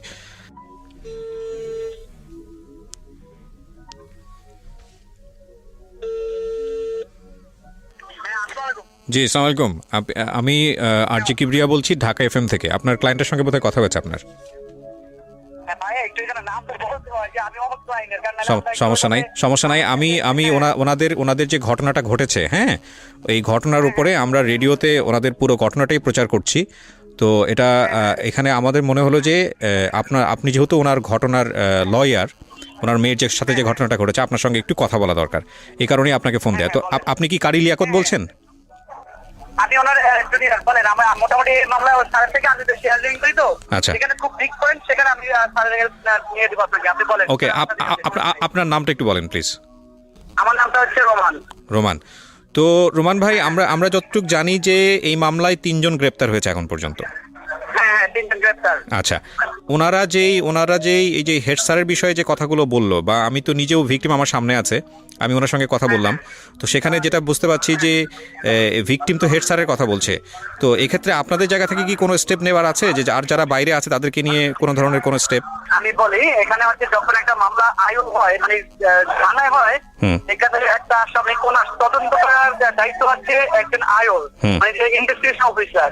উনি একটা ঘটনা জানবে বাদী থেকে, হ্যাঁ, বা অভিযোগকারী থেকে জানবে, জেনে উনি ওনার যে পয়েন্ট গুলো আছে, যে ওইগুলো আছে, ওইগুলো অনুযায়ী উনি একটা ঘটনার সাথে কে জড়িত থাকতে পারে। ফর এক্সাম্পল, আমি এক্স কে বললাম যে এক্স এই কাজটা করছে, কিন্তু উনি তদন্ত করে দেখো ওয়াই হয়েছে, ওয়াই ওটার সাথে জড়িত আছে, এটা সম্পূর্ণ দায়িত্ব হচ্ছে ওনার। এখন উনি যদি এক্স কে এক্স সত্যিকারী মানে লায়াবেল, মানে উনি এক্স কে বাঁচিয়ে বলো যে এক্স না, ঠিক আছে, আকাশ কেউ, এই ক্ষেত্রে হচ্ছে আমরা করতে পারবো কি, যখন মামলাটা কোর্টে আসবে, জিএস আসবে, তখন আমরা নারাজি দিব যে না, এটা হয় নাই, আমরা অধিকতর তদন্ত অন্য কোনো এজেন্সি দ্বারা চাচ্ছি, ঠিক আছে। এখন এই মামলার যে মূল, আমি বলি মামলা সম্পর্কে আমি জানি যতটুকু বলি, মামলার মেন কাহিনী হচ্ছে কি আয়ু বায়েস, আসেন বলতে আয়ু বায়েস। এখন আয়ু অনলি ওই যে আব্দুর রব যে অ্যারেস্ট হয়েছে, হ্যাঁ, ওনার শুধু আলামত ডিএনএ টেস্ট করতেছে ইয়ের সাথে, ওই যে ভিকটিমের কাছে যে আলামত পাইছে সেই আলামত থেকে এই শুধু ওনার ইয়েটার জন্য উনি এই কোর্টে পারমিশন চাইছে, ঠিক আছে। তো কোর্ট ওনাকে পারমিশন দিচ্ছে ওই ম্যাচিং করার জন্য, যেটা সাদৃশ্যতা না এই দৃশ্যতা, হ্যাঁ, এটার জন্য আদেশ দিচ্ছে। এখন এই ক্ষেত্রে যদি এক্ষেত্রে এটা হচ্ছে আয়ু যদি চায় যে না, এটা অন্য কারো হাত থাকতে পারে, আয়ু অন্য আরেকজনকে সেটা করতে পারে, তাকে সেই মামলায় জড়িত করতে পারে, তার সম্পর্কে সে জানতে পারে, সেক্ষেত্রে আমরা আমাদের বেশি কিছু আমরা পাই, আমাদের ওরকম কিছু থাকে না। না, কিন্তু আমি যতটুকু জানি যে প্রাথমিক তদন্তে উনি যেভাবে ইনভেস্টিগেট করছেন, সেখানে যদি আপনাদের সে থাকে, সেটা আপনার নারাজি দিয়ে আবার কোর্টে সেটা পেশ করতে পারেন, তাই তো? হ্যাঁ, আমরা সেটা আবার বলতে পারবো যে না, এটা হয় নাই, এই ক্ষেত্রে আমরা চাচ্ছি না। এটা আসলে আমরা এখনই এইভাবে বলাটা উচিত হবে না, কারণ যেহেতু চাষিটা এখনো আসেনি, সুতরাং এখনই নারাজির প্রসঙ্গ। সালমাপা অনেক কিছু বলে, আরেকটা আয়ু চাইলেই তার মন গড়া হবে একদম একটা, যেখানে ভিকটিম থেকে ধর্ষণের আলামত পাওয়া গেছে মেডিকেলে, রাইট। এই ক্ষেত্রে আয়ু চাইলেই একটা মামলার ধারা কমায় দিয়া বা কাইটা দিয়ে করতে পারবে না, মন গড়া রিপোর্ট দিতে পারবে না। উনি ভিকটিম, এই জন্য ওনার ভিতরে একটা আতঙ্ক কাজ করতেছে, হায় বুঝি আমাকে এইভাবে বুঝতে পারছি, রাইট, এইভাবে শেষ করে দিবে, আমাকে এইভাবে ঠকাই দিবে, থাকা আতঙ্ক ওনার ভিতরে কাজ করতেছে, রাইট। আমাদের আমরা যারা মিডিয়া দিব, আমরা যারা এইখানে এগুলা হেল্প করতেছি, তাদের আমাদের বেশি খুব আতঙ্ক হলে চলবে না, আমাদের তাকে সান্ত্বনা দিয়ে রাখতে হবে। রাইট। আরেকটা বিষয় আমি আপনাদের কাছ থেকে একটু জানতে পারি কিনা, সেটা হচ্ছে এই ধরনের মামলাতে ওনার তো নিজের কোনো অ্যাবিলিটি নাই, মানে সেই অর্থে ইকোনমিক কোনো অ্যাবিলিটি নাই, সেক্ষেত্রে আপনারা কিভাবে সহযোগিতা করছেন? মানে ওনার তো সেই অর্থে তেমন একটা ইকোনমিক অ্যাবিলিটি নাই, মানে আমি তো আপনারা কিভাবে সহযোগিতা করছেন আসলে এই জায়গাটা থেকে, কারণ আপনাদের নিজেরা তো এখানে প্রফেশনাল, রাইট? আমাদের সিনিয়ররা এক জায়গায় একটা হিয়ারিং এ গেলে মনে করেন 30,000 টাকা ফি থাকে, হ্যাঁ, সেক্ষেত্রে আমরা ওনাকে ওরকম দেই না, উনি যা দেয় আমরা সেটা এটা তো যা দেয়, উনি যেটা দিচ্ছেন বা দিতে পারতেছে আমরা সেটাই ওনার থেকে নিচ্ছি, আমরা আমারই কোনো কিছু নিচ্ছি না ওনার কাছ থেকে। আমি একটা বিষয় একটু আপনার কাছ থেকে জানতে চাই, সেটা হচ্ছে যেহেতু আপনি লয়ার, এই মামলায় যে ধারাটা আছে, হ্যাঁ, এই মামলায় যে ধারাটা দেয়া হয়েছে, সেই ধারার সর্বোচ্চ শাস্তি কি হতে পারে? আমি একটু আমাদের লিসনার যারা আছেন, মৃত্যুদণ্ড, মানে এটা যদি প্রমাণ হয় তাহলে মৃত্যুদণ্ড হয়ে যাবে, তাই তো আসামির? হ্যাঁ, এটা মৃত্যুদণ্ড। আপনি প্রমাণ হয়ে আসলে বিচারকের কাছে যদি আপনি সাক্ষী প্রমাণ দিয়ে সম্পূর্ণ প্রমাণ করতে পারেন, সর্বোচ্চ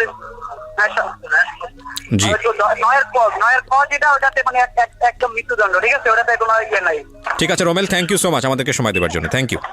আপনার সামনেই কথা বললাম, আমাদের লিসনাররাও শুনলো, এটা সব পুরো মানে একবারে আনকাটভাবে রেডিওতে প্রচার করছি আমি, পুরো কথাটাই হলো। সেটা হচ্ছে যে এগুলো করতে গেলে এক ধরনের বিভিন্ন রকমের মানসিক চাপ তো আছে, সিস্টেমেটিক জটিলতা আছে, আমরা জানি এগুলো আইনের ব্যাপার, বছরের পর বছর ধরে চলতে থাকে, তবে ন্যায় বিচার আসবে এই বিশ্বাসটা রাখতে হবে, প্রথম কথা হচ্ছে এটা।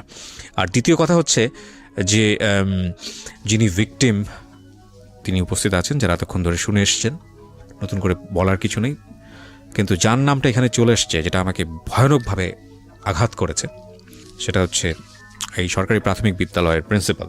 ওনার নাম যেহেতু এসছে, উনি সম্মানিত ব্যক্তি, যেহেতু মামলাতেও নেই এবং এটা প্রমাণও হয় না, যেহেতু ওনার নাম মামলাতে যেহেতু নেই, এখন পর্যন্ত প্রমাণ যেহেতু হয় না, সুতরাং সেই জায়গাটি থেকে আমরা আসলে দাবি করতে পারি না উনি এই ধরনের কাজ করেছে নাকি করেনি, কারণ এটার এখতিয়ার কেবলমাত্র কোর্টেরই আছে। কিন্তু যেহেতু এই ধরনের একটা অনুষ্ঠানে তার নাম এসছে, সুতরাং আমরা এটা নৈতিক দাবি মনে করছি তার সঙ্গে কথা বলার, এবং তিনি যেটাই বলুন না কেন সেটা তার বলার অধিকার আছে। তো সেই জায়গাটা থেকে তিনি আমাকে একেবারেই চেনেন না, আমি ফোন একেবারে আনকাট অবস্থায় তাকে দিচ্ছি, এরপরে দেখা যাক কি ঘটনা ঘটে। কি নাম বললেন? সালাউদ্দিন। যেহেতু আপনার নামটা এখানে আসেনি, সুতরাং এখানে আপনার বক্তব্যটাও প্রাসঙ্গিক হয়ে যায়, সেই জন্যই আপনাকে ফোন দেয়া। আর আপনি যেহেতু স্কুলের প্রধান শিক্ষক, সেই রেসপেক্টটা আমাদের কোনো অংশেই কমতি নাই। সো আপনার আসলে কি বলার আছে বিষয়টা নিয়ে, বা আপনি কতটুকু জানেন? দায়িত্বের জায়গা থেকে তো আপনারও কিছু না কিছু করার ছিল, কি হয়েছে আসলে আমাদেরকে যদি বলতেন। আপনাকে ধন্যবাদ জানাই বলতেছি যে এটা স্কুলের একটা বাইরের ঘটনা ছিল, ঠিক আছে? স্কুলের বাইরের ঘটনা? স্কুলের বাইরের ঘটনা। এবং শ্যামপুর থানায় যখন এটার মামলা হয়েছে, শ্যামপুর থানার থেকে এটা তদন্ত হয়েছে, এরপরে তদন্ত হয়ে এটা আবার আপনার ইয়েতে গেছে শেলগা থানা। আচ্ছা, ভিকটিম সাপোর্টার যেটা আছে। আচ্ছা, ভিকটিম সাপোর্ট সেন্টার থেকে তো আপনাকেও ডাকা হয়েছিল, আমরা যতটুকু জানি। হ্যাঁ, আমি গিয়েছিলাম এবং ওইখান থেকে ওরা আসছিল, তদন্ত আসছিল। আচ্ছা, ওইখান থেকে ওই তাপসিংহা নামে এক পুলিশ অফিসার আসছিল।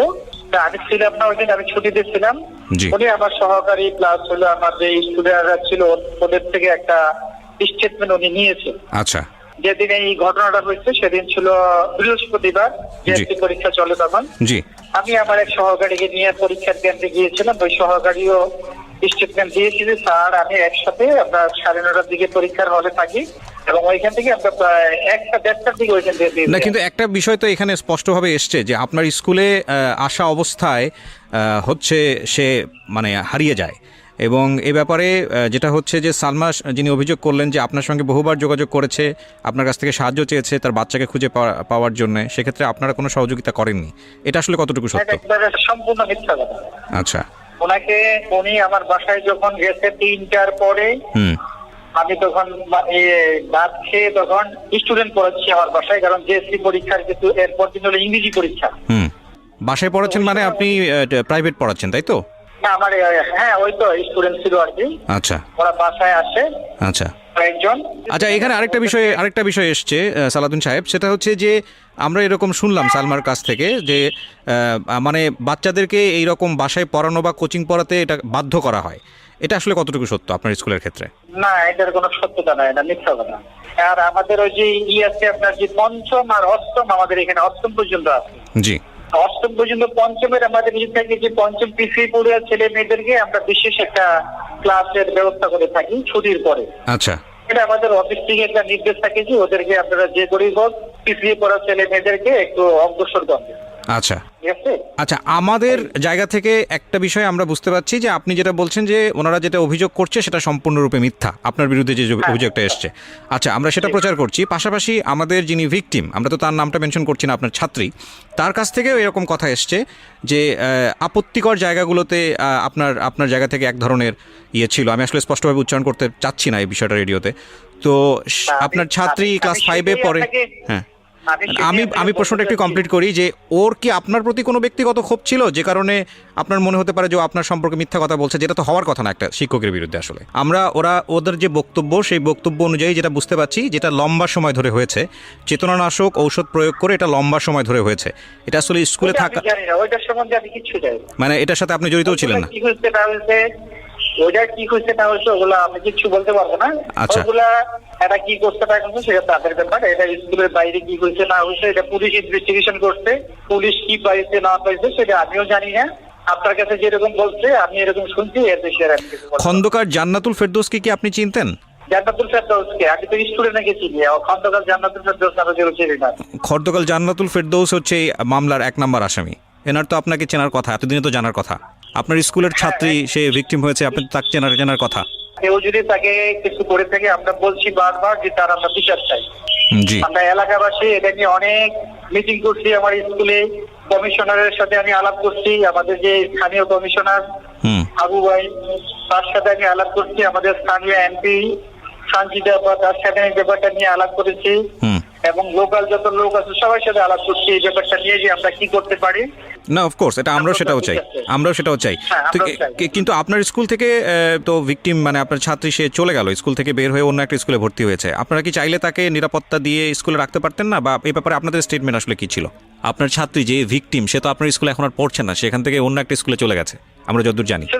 সে তো পরীক্ষাই দেয় না, সে তো কি আমার থেকে অ্যাডমিট নিয়ে গেল, সে পরীক্ষা দিবে, একবার সে পরীক্ষাই দেয় না। পরীক্ষা তো সে দিতে পারে নাই, দেয় নাই না পরীক্ষা, সে দিতে পারে নাই, আপনি বোধহয় খোঁজ খবর রাখেন না। না না, আমি তারে পরে ফোন দিচ্ছি যেদিন তার মা এসে আমার থেকে অ্যাডমিটটা নিয়ে গেল। আমি বললাম যে ওটা পরীক্ষার হলে পারেন, কারণ আমরা কিন্তু পরীক্ষার হলে থাকি না, আমরা থাকি অন্য জায়গায়। পরীক্ষার দিনও আমি ফোন দিচ্ছি তারে, যখন হলের থেকে ফোন দিচ্ছি যে আপনার এই স্টুডেন্ট আসছেন, তখনও তারা আমি ফোন দিচ্ছি, সে আমাকে অকথ্য ভাষায় গালিগালাজ করে দিয়ে যাচ্ছে। এটা আপনাকে গালিগালাজ কেন করেছে? আমি জানি না সে কেন করছে। যে একটা মানুষকে কারণ ছাড়া অকথ্য ভাষায় গালিগালাজ করলো, আপনি কোনো স্টেপ নিলেন না? আমি কি নেবো তার কিছু কেস, তো আমার দরকার নাই তো। না কিন্তু আপনি তো স্কুলের প্রধান শিক্ষক, আপনার সঙ্গে না, এই স্কুলের ইমেজ জড়িত। আপনি যদি আমারে বিনা কারণে কিছু বলেন, আমি আপনাকে কেন বলতে চাই? কোনো দরকার নেই তো আমার। আমি এলাকাবাসীকে বলছি যে সে এই বলে, এলাকাবাসী বলতে আপনার কিছু বলার দরকার নেই স্যার, আপনি চুপ থাকেন। আমি যতটুকু সাহায্য করছি তারা সে সেটা জানে। আমি তারে এখানে স্থানীয় পোলাপাইন দ্বারা খোঁজার অনেক ব্যবস্থা করছি। আপনি স্থানীয় পোলাপান দ্বারা খোঁজার ব্যবস্থা করেছেন, বিষয়টা আমি বুঝলাম না, মানে এটা একটু একটু যদি পরিষ্কার করতেন। না, সে যখন বলছে যে আমার সে পায় না, তখন বলছি যে ওদেরকে দেখো সম্ভাব্য কোনো জায়গায় সে থাকতে পারে কিনা। এই ধরনের এলাকার কিছু ছেলে মেয়েদেরকে আমি তার সাথে নিয়েই বলছি যে দেখো বাবা তোমরা। না, আপনি এলাকার ছেলে মেয়েদের কাছে কেন যাবেন? আপনি স্কুলের একজন দায়িত্বপ্রাপ্ত ব্যক্তি, আপনি যাবেন পুলিশের কাছে। পুলিশের কাছে তো কাছে গেছি আমরা। না, আপনি এলাকার ছেলে মেয়েদেরকে, এলাকার ছেলে মেয়ে কাদেরকে খোঁজের জন্য পাঠিয়েছেন? ওই মেয়েকে যে একবার আরেকটা ছেলের সাথে ধরে আনছিল ওই ছেলে, এবং আরো কয়েকটা মিলাই অ্যারেস্ট না ওদেরকে আমরা পাঠাই। আচ্ছা, ওই মেয়েকে আরেকবার ধরে নিয়ে আসা হয়েছিল কোন একটা ছেলের সঙ্গে, আপনি সেটাই বলতে চাচ্ছেন? তো এটা আপনি নিশ্চিত? এটা নিশ্চিত, এটা পুলিশ সহ ছিল তো, পুলিশ সহ ধরছে, পুলিশের খবর দিয়ে আনছি আমরা। আচ্ছা, পুলিশ আইসা পরে এটা মীমাংসা করছে। এটা কবে স্টেটমেন্ট দিয়ে গেছে? ওকে, এটা কবে নাগাদ হয়েছিল? এটা এর ঘটনার কত সম্ভবত মাস খানেক বা মাস দুই আগে হইতে পারে। সেই সময় আপনার স্কুল থেকে কি স্টেটমেন্ট নিয়েছিলেন? আমরা তো পুলিশ এটার সাথে সাথে পুলিশের কাছে দিয়ে দিই। 1 মাস আগে? 1-2 মাস আগে হবে, আমার সঠিক ডেটটা মনে নেই। আচ্ছা, পুলিশের কাছে আপনারা দিয়েছিলেন। ওকে, ঠিক আছে। আমি আসলে প্রাসঙ্গিকভাবে যেহেতু আপনার কথা এসছে সে কারণে আপনাকে জিজ্ঞেস করলাম, এবং আমরা আসলে কাউকেই অ্যাকিউজ করছি না আমাদের এই অনুষ্ঠানে। আমরা চাচ্ছি যে একটা তদন্ত হোক, এবং তদন্তে যারা আসলে দোষী তাদের বিচার হোক, সেটা যেই হতে পারে। আর এই সমস্যাটা আমাদের সমাজে এখন বিভিন্ন অ্যাঙ্গেল থেকে বিভিন্ন জায়গা থেকে আসছে, এবং এটা খুব মানে ভাইরাল আকারে ছড়িয়ে পড়ছে এই ধর্ষণের বিষয়গুলো। আমরা চাই যে প্রত্যেকে এখানে সঠিক ভূমিকা রাখুক, এবং আপনি যেহেতু স্কুলের প্রধান শিক্ষক আপনার দায়িত্বটাও অনেক বড়, এবং আমরা বিশ্বাস করি যে আপনার এখানে সম্পৃক্ততা ছিল না, কিন্তু সেটা আসলে বিশ্বাসের উপর নির্ভর করে না, সেটা প্রমাণ করবে আসলে আদালত। সো আপনাকে অনেক ধন্যবাদ, আপনি সময় দিলেন আমাদেরকে, থ্যাংক ইউ। তো আমি যেটা বলছিলাম যে আপনার মেয়েকে আমি যেভাবে দেখতে পাচ্ছি তো মৃত, আমার কাছে মনে হচ্ছে যে মানে এর মধ্যে আবার ঘটনা হয়েছিল। কি ঘটনা? ওই থানায় নিছে, আবার ওই মেডিকেলের রিপোর্ট আইসা থানায় নিছে রে। ওই ডিসি এই ডিউটি অফিসার নিয়ে ধমকাইছে, আগের কথা বাদ, আবার আজমে ধমকাইছে, আবার আমি ধমকাইছি, কইছি তুমি গেছো কাগো বাসায় তোমার। এবার আমি ওর সাথে কথা বলবো, আপনারা কেউ কোনো ইন্টারাপ্ট করবেন না। গলায় দড়ি দিতে গেছে। আচ্ছা দেন, ওকে দেন, এটা দেন, মাইক্রোফোন দেন। তুমি আমার সঙ্গে কথা বলো 2 মিনিট, হ্যাঁ? সব কিছু ভুলে যাও। আমি জানি যে ঘটনা তোমার সঙ্গে ঘটেছে, সেটার জন্য আল্লাহ কাউকে ক্ষমা করবে না। প্রথম কথা হচ্ছে এইটা, কারণ তুমি এখানে নিরপরাধ, তুমি জানো না যে তোমার সাথে কত ভয়ানক ঘটনা ঘটেছে। কিন্তু আমরা সবাই তোমার সাথে আছি, লাখ লাখ মানুষ তোমাকে শুনতেছে, পৃথিবীতে খারাপ মানুষের সংখ্যা বেশি না, হ্যাঁ? লক্ষ লক্ষ মানুষ তোমাকে শুনতেছে, সবাই তোমার জন্য দোয়া করবে আজকে রাতে। সুতরাং তোমার জীবন ভালো হবে, এটা তুমি নিশ্চিত ধরে নিতে পারো। আমি মন থেকে তোমার জন্য দোয়া করি। টেনশন করার কোনো কারণ নেই। জীবন এমন না যে এর একটা ঘটনার কারণেই থেমে যাবে। যারা অপরাধ করেছে, তুমি তো শুনলাই তোমার লয়ার কি বললো। এবং একটা সবচেয়ে বড় জিনিস যেটা, আপনাদের ঢাকা মেডিকেল থেকে যে রিপোর্টটা এসছে, যেটা বলা হলো, সেখানে কিন্তু প্রমাণ আছে যে ও রেপড। তার মানে এটা পুলিশের দায়িত্ব এটা খুঁজে বের করা যে কীভাবে এটা হলো। এটা পুলিশ যদি কোনো কারণে চার্জশিটের এদিক ওদিকেও কোনো কিছু হয়ে যায় যেটা আপনাদের মনোপুত হচ্ছে না, তার মানে এটাকে কোর্ট থেকে এটা ওকে করার কোনো সুযোগ নাই। সুতরাং আপনাদের আস্থা রাখতে হবে।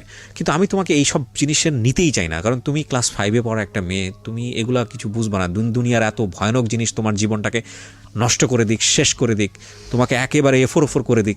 আমি জানো না, আমি 2-2.5 ঘন্টা শুনতেছি, আমি ভারী হয়ে গেছি অনেকখানি। আমি শুধু চিন্তা করতেছি, দেখো এগুলো একটা সময় সবাই ভুলে যাবে, কিন্তু তোমার জীবনের দাগ সারা জীবন হয়তো তোমাকে সমাজ বাধ্য করবে বইয়ে বেড়ানোর জন্য। হয়তো তুমি আমার কথাগুলো বুঝতেও পারতেছো না, ভুলে যাও। তুমি আমাকে একটু বলো তো, এই তোমার সাথে এই ঘটনা ঘটার পরে তোমাকে কয়বার থানায় যেতে হয়েছে এখন পর্যন্ত? অনেকবার। লেখাপড়া বন্ধ হয়ে গেছে?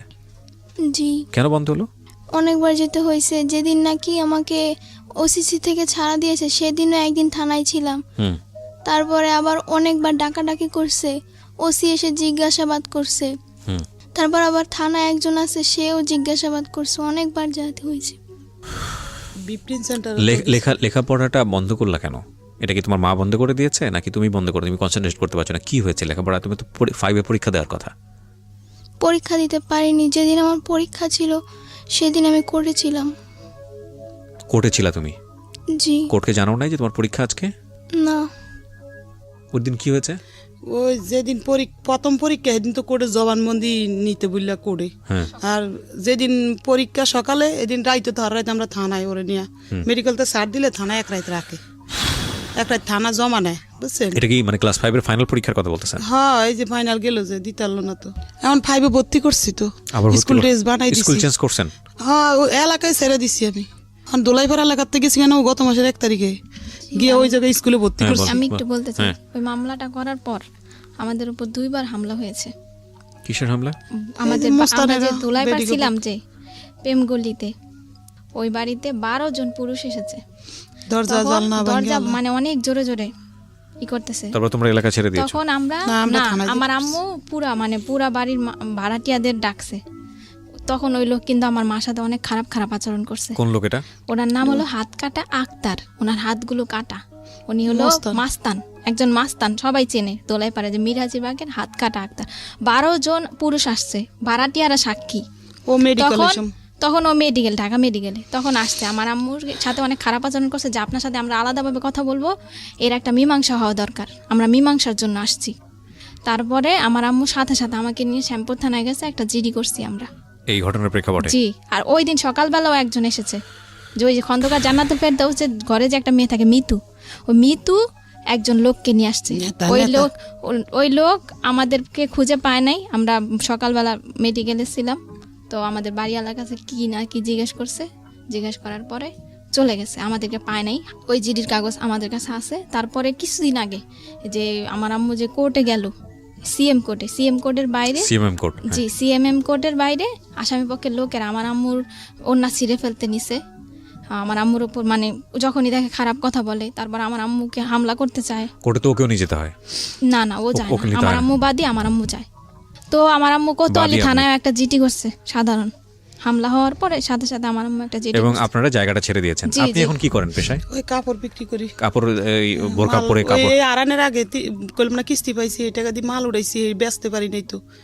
আমার কিছু বলার নাই। ঘরে একটা আলমারি আছিল, ওইটা 10,000 টাকা বিক্রি করছি। একটা আলমারি বানাইছিলাম ওই কাপড় চোপড় রাখার লেগে, মানে এটা বিক্রি করে লাইছি। এটা দিয়ে যে গাড়ি ভাড়া বুড়া দিয়ে কোর্টে যাই, ওই টুকটাক করে উকিলের 200-300 টাকা এই আলমারি বিক্রি করার টাকা দিয়ে? হ্যাঁ, বেচ চালাইছি। ওটা দিয়ে চলতেছে। একটা কথা বলতে পারি শুধু, ইতিহাসের জঘন্যতম একটা এপিসোড প্রচার হলো আজকের এই জীবন গল্পে। আমাদের যে মনুষ্য পরিচয় না, এই মনুষ্য পরিচয়গুলা, আমরা ভয়ানক খারাপ মানুষ। আমার এই সব মানে সিলেবাস এই খুব সুন্দর করে কথাবার্তা বলা, এগুলো সব থেকে বের হয়ে আসে, ভিতর থেকে যেগুলো আসতেছে সেটা আমি বের করতে পারতেছি না। আমি সরি টু সে, আমরা ভয়ানক রকমের বাজে মানুষ। আমি সাধারণত কখনোই মানে এতটা বেশি পেসিমিস্ট, মানে এতটা বেশি হতাশ হই না, এতটা বেশি ঋণাত্মক কথাবার্তা বলি না। বাট আজকে আমার খুব বলতে ইচ্ছে করছে, কেন জানি। লেভেল থাকা উচিত তো, তাই না? মানে একটা হচ্ছে, এটা তো অবশ্যই একটা পারভার্টনেস, ভয়ানক রকমভাবে বিকৃত মানসিকতার যারা, তারা এই ধরনের শিশু যৌন নির্যাতনের সঙ্গে জড়িত।